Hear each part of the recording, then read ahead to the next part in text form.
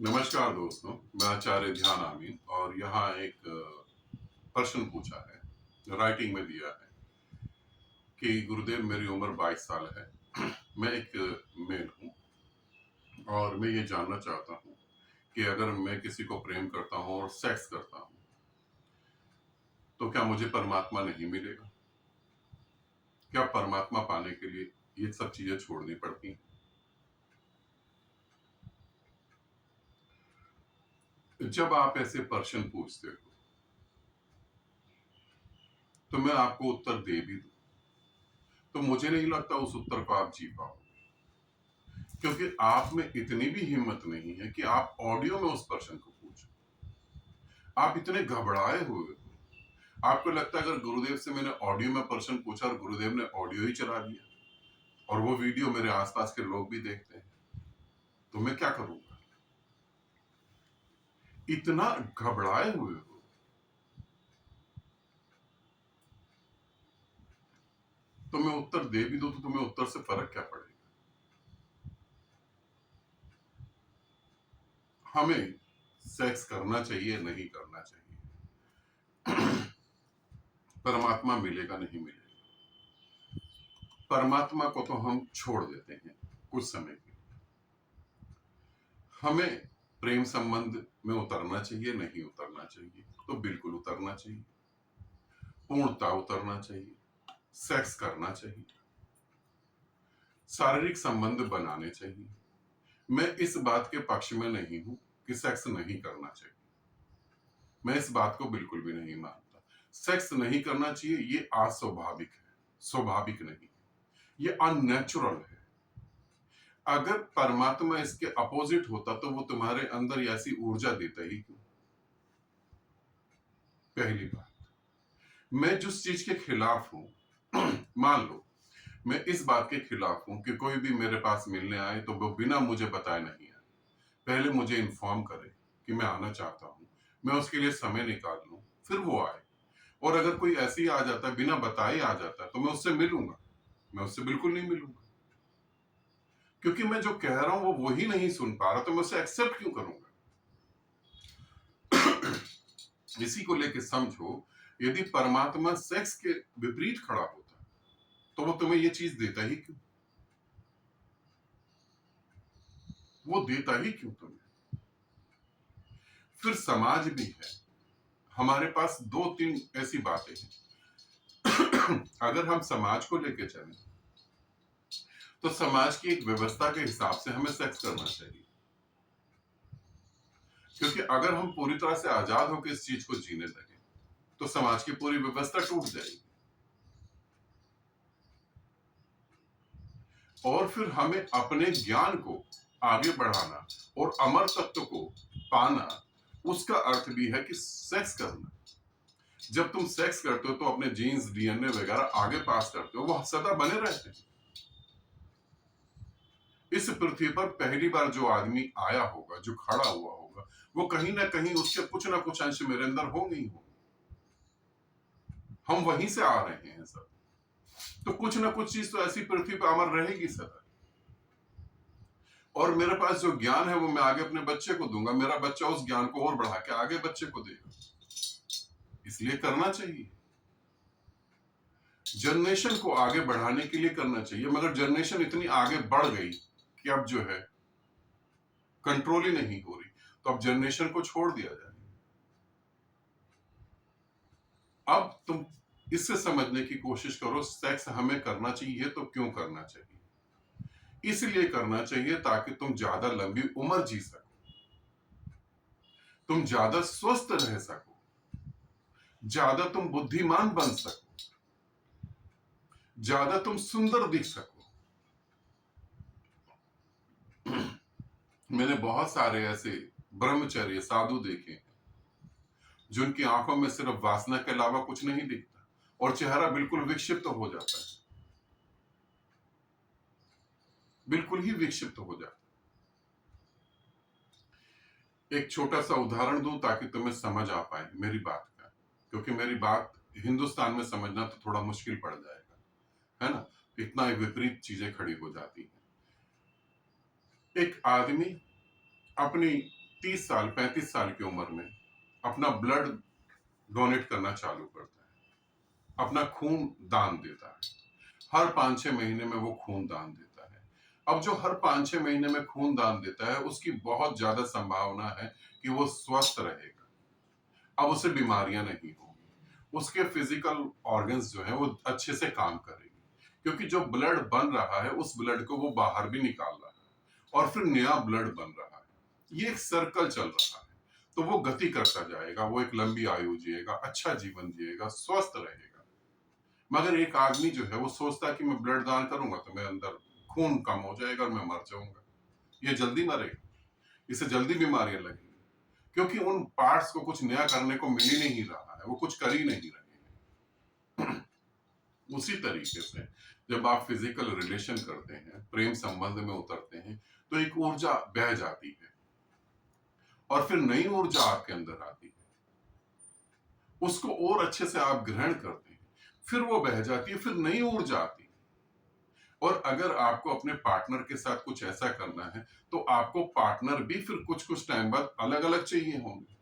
अब आप ज्यादा सुंदर रहेंगे, ज्यादा स्वस्थ रहेंगे, ज्यादा अट्रैक्टिव बन के रहेंगे और इस जीवन को अच्छे से जिएंगे।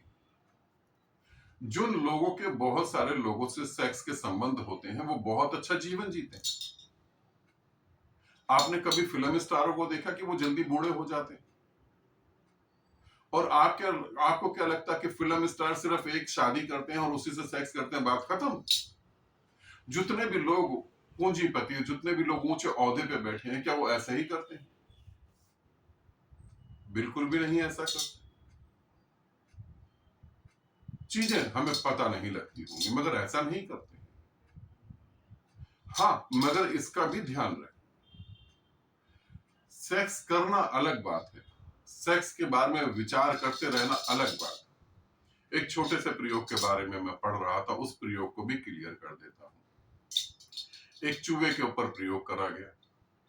चूहे के दिमाग में विद्युत की तारें जोड़ी गई, पतली पतली, और एक बटन लगा दिया गया कि जब वो चूहा उस बटन को दबाए तो उसके ब्रेन के अंदर एक ऊर्जा जाए और उस ऊर्जा से उसको सेक्स का आनंद मिले।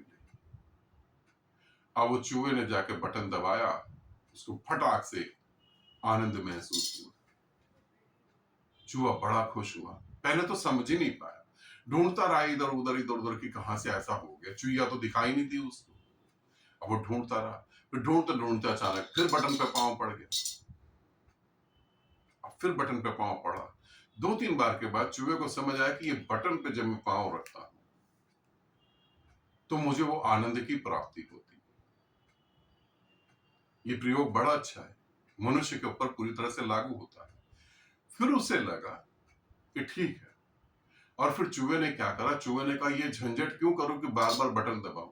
चूहा बटन पे चढ़ के ही बैठ गया और मर गया। इसको भी ध्यान रखना, जब मैं कह रहा हूं सेक्स करना जरूरी है और अच्छा है, मगर सिर्फ उसी में उलझ गए, बटन पे ही बैठ गए, तो मर जाओगे। उसके अलावा भी बहुत कुछ है, वो भी करना।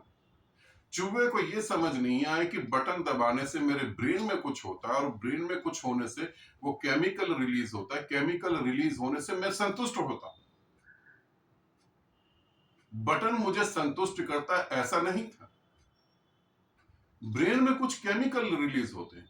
क्या बिना बटन के भी वो केमिकल रिलीज हो सकते हैं? यस, हो सकते हैं, क्यों नहीं हो सकते? ब्रेन तुम्हारा, केमिकल तुम्हारे,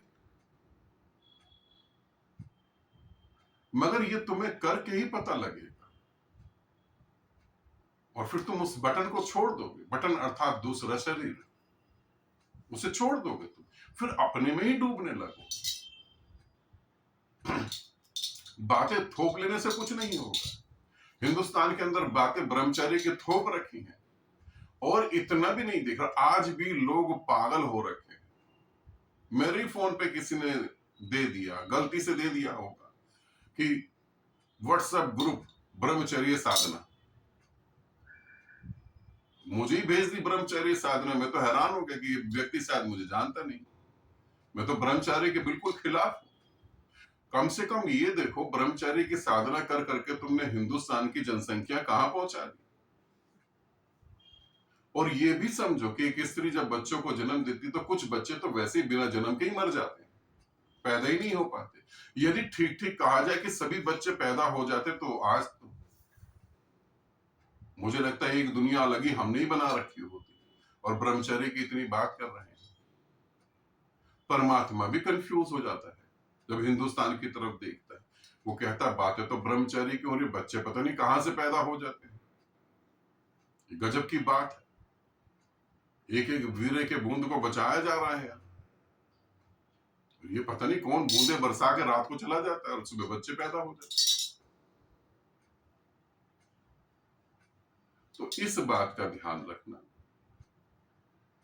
कि वो सेक्स जो है वो क्रिया तुम्हें बहुत ज्यादा यंग रखेगी, बहुत ज्यादा स्वस्थ रखेगी, मानसिक बीमारियों से तुम मुक्त हो जाओगे और बेकार के चक्करों में नहीं पड़ोगे। मगर चूहे को याद रखना, बटन पे बैठ ही मत जाना कहीं, इसे याद रखना। तो तुमने पूछा है परमात्मा, परमात्मा तो वैसे भी मिलेगा। परमात्मा किसे मिलता है? जो शांत हो जाता है।